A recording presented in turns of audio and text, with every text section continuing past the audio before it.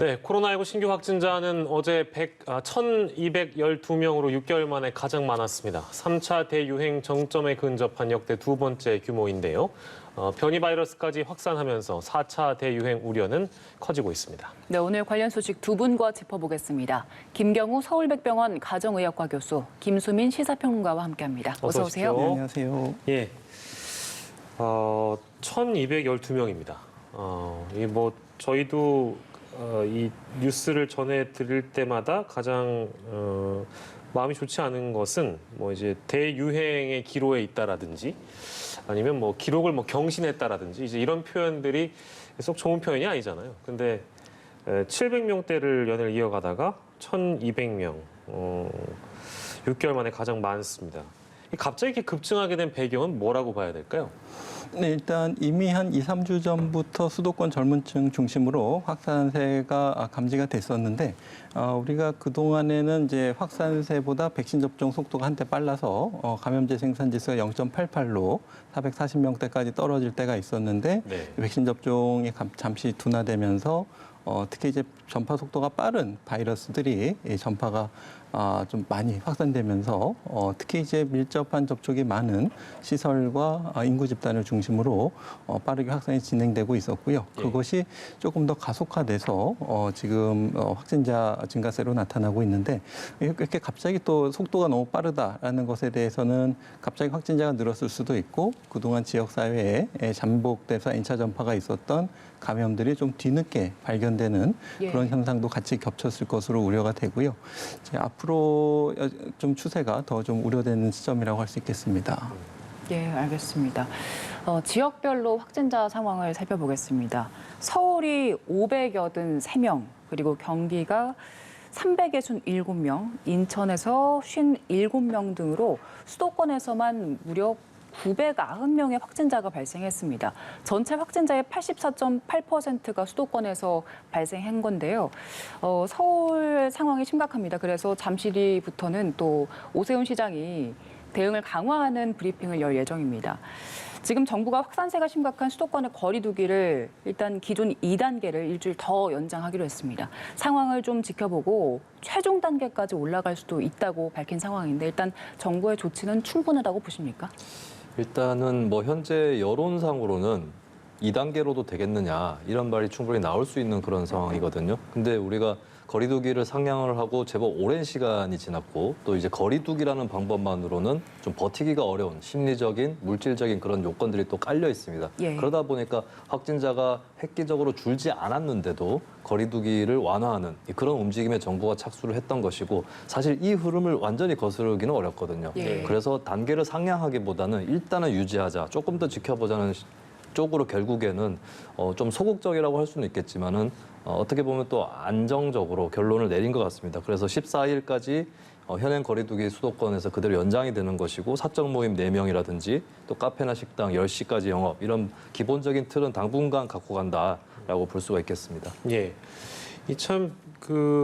수도권의 상황이 가장 심각한 것은 확진자의 수가 이제 증명을 해주는 것이고 전체적으로 본다면 이게 지금 매일 이러다가 감염 재생산 지수를 근거로 봤을 때 이제 이러다가 매일 1,000명 이상 나오는 거 아닌가 이제 이런 전망들도 있는 것 같아요. 그 부분은 어떤 말씀 좀 주시겠습니까? 네, 그래서 지난주 감염 재생산 지수가 1.2인데 이번 주에 특별히 감염 재생산 지수를 낮출 만한 요인들이 뚜렷이 보이고 있지 않습니다. 백신 접종 수가 많아진다든지 아니면 추가적으로 사회적 거리두기가 강화됐다든지 그런 조치가 없기 때문에 오히려 감염 재생산 지수가 더 증가하게 되면은 우리가 1.2나 1.4 정도의 수치면은 우리가 2, 3주 내로 2배씩 증가할 수 있는 우리가 지난 겨울 3차 유행 때를 돌이켜보게 되면은 감염제 생산 지수가 1.4, 1.2가 됐을 때 우리가 처음에 11월 초에 250명에서 4, 5주 만에 1,000명으로 4배 가까이 급속하게 증가한 경험이 있기 때문에 우리가 특별히 더 지금 확산세를 꺾을 요인이 없다고 하게 되면은 계속 1, 2주 단위로 2배씩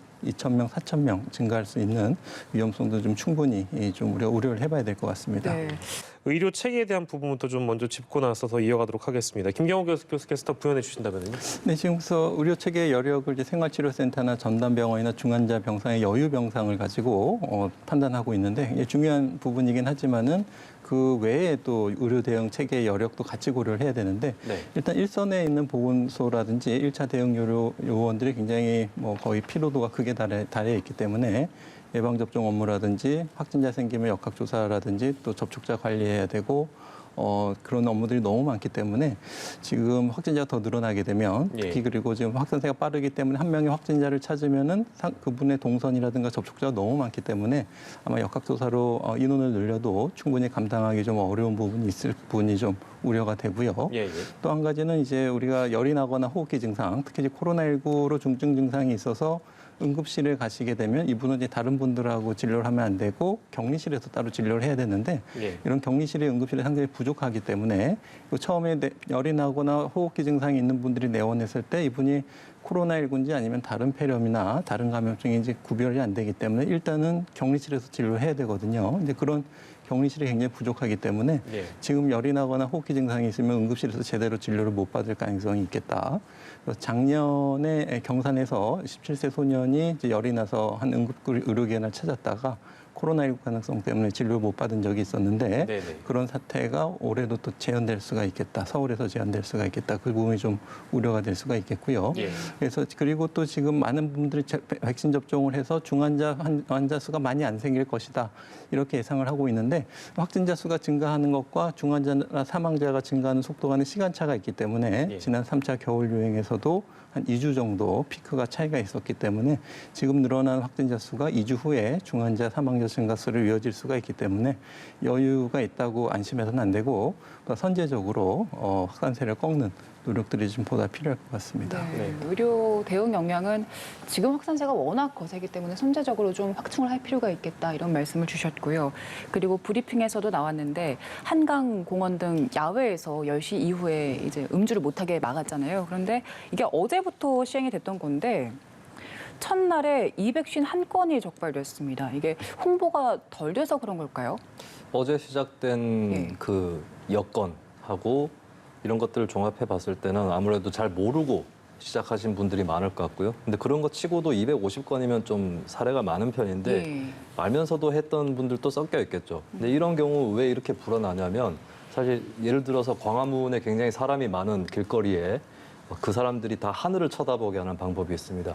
그게 뭐냐면 저희 4명, 3명 정도가 길거리에 나가서 그냥 하늘을 쳐다보면 지나가던 사람들이 다 똑같이 예, 쳐다보는 다 예. 쳐다보는 거거든요. 그게 한 3명 정도면 상황을 바꿀 수 예. 있다라고는 법칙이 있는데 아마 저런 데다가 한 3명 혹은 3팀 정도가 앉아 있으면 해도 괜찮겠지. 아, 네네. 이렇게 생각할 가능성이 있고 심지어 예. 10시 이후에 음주하면 안 된다. 저기서 하면 안 된다고 알고 있는 사람조차도 이 정도 규모면 걸리더라도 이 사람들을 다 처벌하겠는가. 그리고 몰랐다고 하면 되지 않을까? 예. 이런 심리로 또 앉아 있을 수 있는 거거든요. 이게 군중 심리 때문에 좀 불어났을 수 있겠는데 그렇기 때문에 좀 초반에 단속을 잘할 필요가 있습니다. 처음에 사람들이 앉는 것을 방치해 놓으면 마치 깨진 유리창 이론처럼 예. 취약하다.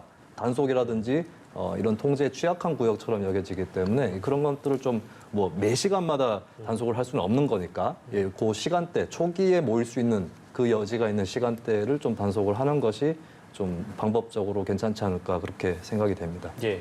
모든 야외를 뭐 다 단속할 수가 없는 그런 상황이기도 할 테니까 좀 우리 국민들께서 시민의식을 가져주시기를 기대하고 또 백신 접종을 좀 빨리 해야 된다. 특히 지금의 그 단계에서는 20, 30대들 위주로 번져가고 있는 코로나 확산을 막기 위해서 20, 30대를 우선 접종해야 된다. 이제 이런 대안들도 제시가 되고 있는 모양인데요.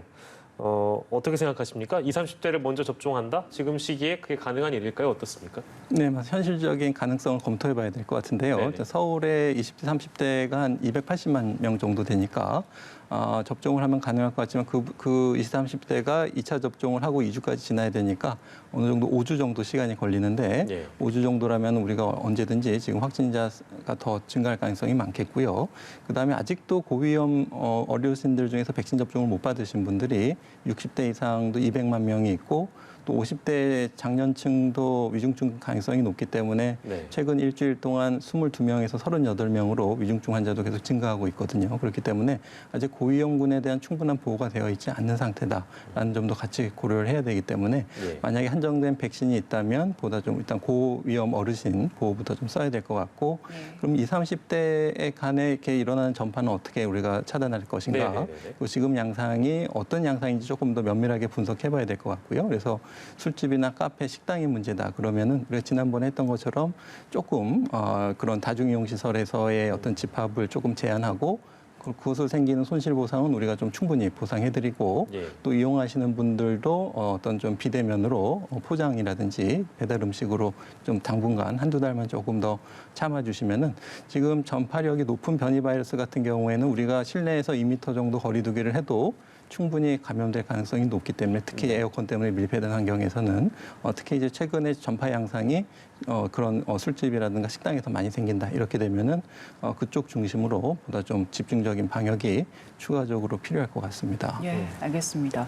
그리고 군대 상황도 짚어보겠습니다. 지금 군에서 집단 감염이 발생했는데 논산 육군훈련소에서 발생했습니다. 지금까지 30명 넘게 나온 상황인데 군대에서는 이미 백신 접종이 상당 부분 이루어졌기 때문에 그나마 낫지 않을까 했었는데 집단 감염이 발생했습니다. 지금 상황은 어떻습니까? 네, 좀 추가적인 역학조사가 필요할 것 같습니다. 예. 이제 지금 말씀하신 것처럼 지금 현재 군장병들은 예방 접종을 하고 있고, 그다음에 신입 장병 같은 경우에도 이제 앞으로 예비 신입 장병 통지서를 받은 장병들 대상으로 미리 예방 접종을 할 것으로 좀 준비가 되고 있는데, 말씀하신 것처럼 지금 이제 신입으로 입영하는 장병들 같은 경우에는 전수 PCR 검사를 하고 2주 동안은 지금 코호트 격리로 그 입영한 장병들이 다른 접촉을 하지 않고 같은 생활을 할 수 있게. 그래서 만약에 집단 감염이 2주 이전에 생기게 되면은 그 코호트만 따로 격리하는 이런 조치를 취하고 있는데 지금 발생한 사건은 이제 알려진 바로는 PCR 검사도 모두 음성이고 2주 후에 이런 감염이 확인됐다는 사례거든요. 그래서 잠복기가 2주 이상 있다가 2주 후에 발현한 건지 아니면 군대 내에서 다른 경로를 통해서 전파가 됐는지 예를 들면 이제 기관병 같은 경우에 예방 접종을 다 했지만은 혹시 모르는 돌파 감염을 통해서 군대 내에서 추가적인 전파가 있지 않았는지 추가적인 역학조사는 좀 추가적으로 필요할 것으로 생각이 됩니다. 예, 알겠습니다. 자, 그리고 조금 이게 보도가 되면서 많은 분들이 좀 당황하셨을 텐데요. 육군 3사관 학교에서 있었던 일입니다. 백신을 맞은 분들인데요. 백신 1차 접종을 마친 한 500명 규모의 생도들이요. 마스크 쓰지 않고 삼겹살 파티를 했습니다. 근데 뭐 칸막이 이런 거 다 제거하고 지금 보시는 것처럼 건배사를 외쳤다고 하는데 어떻게 봐야 될까요, 평론가님? 당국에서는 방역 수칙 위반은 없었다라고 해명을 했거든요. 예. 근데 칸막이하고 마스크가 다 제거돼 있는 상황에서 500여 명이 모여 있는 상황인데 어떻게 방역 수칙 위반이 아닌지 좀 더 확인이 필요할 것 같고, 그리고 방역 수칙을 떠나서 저런 경우는 스스로 회피해야 되는 예. 상황인 것이죠. 근데 사실 육군 3사관 학교면 이제 뭐 쉽게 얘기해서 공무원을 양성하는 국가의 어떤 기관인데, 그러면 법은 누구나 지켜야 하는 것이지만 네. 아무도 안 지켜도 우리는 지킨다라고 생각해야 될 사람들이거든요. 근데 왜 이런 또 위반이 벌어지느냐 했을 때 이것도 좀 심리적으로 분석을 해보자면 사실은 본인들이 국가의 어떤 일을 하는 사람들이기 때문에 그 내부에서 괜찮다던데? 라고 하는 순간부터 괜찮은 것이 돼버립니다. 아까 예. 이게 한강공원에서 음주하고 비슷한 효과가 있는 게 예, 예. 법칙이라는 것이 그 법칙이 뚜렷하게 존재감이 있어야 적용이 되는 거지, 그게 아닌 이상은 보통 그냥 괜찮은 것 같으면 괜찮은 거고 예. 또 곁에 있는 권위가 좀 있는 사람이 괜찮다고 하면 괜찮은 거, 이렇게 되는 거거든요. 그래서 그런 심리 속에서 좀 더 편하게 행동하려는 것이 또 인지상정이기 때문에 네. 예, 국가에 관련된 기관에서도 이런 일이 벌어지지 않았나, 예, 그렇게 좀 심리적으로 추정을 해봅니다. 예, 네. 알겠습니다. 자, 그리고 이 국내 변이 바이러스 얘기를 좀 해보려고 하는데요. 국내 변이 바이러스 검출률 저희가 준비한 게 있는데 지난 1주간 유전자 분석을 통해서 변이 바이러스 확인된 검출률이 50.1%로 직전주의 37.1%보다 크게 높아진 것을 확인할 수가 있겠습니다. 네, 그리고 최근 일주일간 주요 4종 바이러스에 감염된 확진자 325명 중에서는 영국발 알파형 변이가 168명으로 가장 많았고요. 그리고 인도발 델타형 변이가 153명, 브라질발 감마형 변이가 4명이었습니다. 일단 최근 일주일 사이에는 영국발 알파 변이가 가장 많았는데 그런데 지금 인도형 델타 변이가 굉장히 빠르게 증가하고 있잖아요. 매주 2배씩 늘어났습니다. 전파력이 굉장히 강한가 봐요. 네, 그렇습니다. 그래서 해외에서 이미 경험한 국가에서는 이제 CCTV 분석을 했을 때 진짜 CCTV 상에서 마스크를 벗고 잠깐 스치기만 했는데도 감염이 된 사례들을 역학조사를 확인했기 때문에 감염 전파력이 굉장히 높다 이렇게 보고하고 있고 이렇게 감염력이 높았을 때 뭐 다른 나라에서 우세종이 되고 또 예방접종률이 저조한 국가에서는 위중증이나 사망자가 폭증하는 그런 것이 이제 이해가 되는 상황인데요. 지금 보고되고 확인되는 우리가 변이 바이러스의 통계는 좀 어느 정도 시차가 있기 때문에 예. 지금 늘어나는 시차가 지금 현재 상황을 반영했다기보다는 약간 2, 3주 전에 상황을 반영하기 때문에 그러니까 지금 이번 주에 늘어나는 어떤 확진자 중에서 변이 바이러스 감염 여부는 우리가 한 2주가 지나야지 알 수가 있기 때문에 그리고 지금 이렇게 빠르게 증가하는 양상을 봤을 때 아마 이번 주에 증가하는 양상에 상당한 변이 바이러스가 기여를 했을 것 같다 이렇게 봐야 될 것 같고요. 예, 예. 그중에서도 이제 델타 변이 바이러스가 굉장히 접촉력이 높고 전파 속도가 빠른데 델타가 아니라고 하더라도 알파, 베타, 감마도 굉장히 빠르고 또 이렇게 주요 우려 변이 바이러스 분류되지 않은 관심 변이 바이러스 같은 경우에도 전파 속도가 기존 GH.4보다 빠르기 때문에 이런 것은 통계에 잡히지 않는 전파 속도가 빠른 바이러스에 의한 전파가 지금 수도권 특히 이 젊은 층 중심으로 확산세에 기여를 할 수 있다고 좀 추정을 해봐야 될 것 같고요. 일단은 변이 바이러스인지를 우리가 확인해서 역학조사를 조금 더 철저히 하겠다 이런 계획은 사실은 이제 확인하는데 시간이 걸리기 때문에 좀 효과적인 역학조사 3T 전략이 될 수가 없기 때문에 우리가 이제 3차 겨울 유행에서 이제 경험한 것처럼 너무 확진자 수가 많고 전파 속도가 빠르면 일일이 역학조사하기가 어렵기 때문에 보다 예. 본격적인 선제적인 임시 선별 검사를 통해서 때로는 익명으로 검사하는 검사를 많이 늘리는 전략이 지금 한번 좀 다시 시도해 볼 만한 방법이 아닐까 이렇게 좀 생각이 됩니다. 예, 알겠습니다. 김수민 평론가께서 어떻게 좀 평가하세요? 영국은 어떻게 될 것 같습니까? 우리가 이제 얼마나 위험한가 혹은 얼마나 안전한가 이걸 판단하는 것이 항상 애매모호하거든요. 분명한 정답이 없기 때문에 여기서 적용해야 될 상식적인 원칙이 있는데 이를테면은 코로나19에 감염이 안 된 사람은 될 수가 있습니다. 예. 근데 된 사람은 그걸 안 된 걸로 할 수는 없는 거거든요. 한번 엎어지면은 되돌릴 수 없다라고 하는 그래서 사전주의 원칙이라는 게 있습니다. 그러니까 확실하게 위험하다라고 하는 입증이 안 되더라도 확실하게 네. 안전하다라는 게 좀 미진하면은 되도록이면 피한다라고 하는 것입니다. 이게 좀 복잡한 원칙이 될 수는 있는데 어쨌든 쉽게 얘기하면 일단은 조심하는 게 상책이다라고 하는 거거든요. 네. 근데 지금 영국에 대해서 저는 좀 이해가 안 가는 것이 경제 활동에 관한 것이라면 이해가 갑니다. 예. 계속해서 상점을 통제하고 영업을 제한을 하고 이런 경우는 한국에서도 이미 우리도 많이 겪었지만 언제까지 방역을 위해 이렇게까지 희생해야 하느냐라고 하는 그런 항변이 나오기 마련인데 지금 영국에서 풀려고 하는 것은 마스크 착용과 1m 거리두기이거든요. 예. 이것은 굉장히 위험한 상황으로 가는 것이고 굳이 지켜야 되는 수칙을 이제 풀어야 될 것인가 예. 여기에서 의문이 제기될 수밖에 없는 그런 모습을 보여주고 있다. 그래서 사실 서유럽이라든지 북유럽 이런 국가들은 개인의 자유와 권리 그리고 동시에 어떤 공동체적인 정신 두 가지가 모두 높은 나라다라고 예. 그동안 인식이 되어 왔었는데 좀 현재로서는 어떤 개인의 즉각적인 욕망이라든지 예. 이런 쪽으로 조금 더 굴복해가는 것이 아닌가 그런 움직임이 또 한편으로 느껴집니다. 뭐 이제 전 세계적으로 봤을 때는 이제 코로나19의 어떤 통제라든지 이런 것들이 한 국가만 잘해서는 되지 않는다라는 걸 우리 너무 잘 알고 있잖아요. 그렇기 때문에 좀 걱정되는 측면이 많이 있긴 한데 김경호 교수께서 어떻게 좀 전망하십니까? 영국은 잘 버텨낼 수 있을까요? 어떻게 보십니까? 네, 일단은 백신 접종률 완료率가장 큰 요인이 될 것 같고요. 우리나라도 백신 접종률이 70% 이상 된다면은 지금까지 나온 변이 바이러스는 어느 정도 예방 효과, 특히 중증화를 예방해주는 효과가 크기 때문에 맞으시면은 이제 사망이나 중증으로 가는 사례가 굉장히 줄어들고 특별히 좀 고위험군에서 돌파 감염 위험이 좀 우려된다면 그분들만 대상으로 추가적으로 부스터 추가 접종을 한다든지 하는 전략을 통해서 다다를 수 있을 것 같은데요. 네네. 말씀하신 것처럼 예상치 못한 변수가 항상 있기 때문에 그동안의 데이터를 분석해봤을 때 그때는 맞았는데 어떤 새로운 변이 바이러스가 나와서 기존의 백신의 어떤 예방 효능이 많이 떨어진다 이렇게 되면은 다시 그 전략을 바꿀 수 있는 가능성이 충분히 보이는데 문제는 이제 그것을 그 연구에서 얼만큼 조기에 감지하고 모니터링해서 예. 전략을 바꾸는 정책을 할 것인가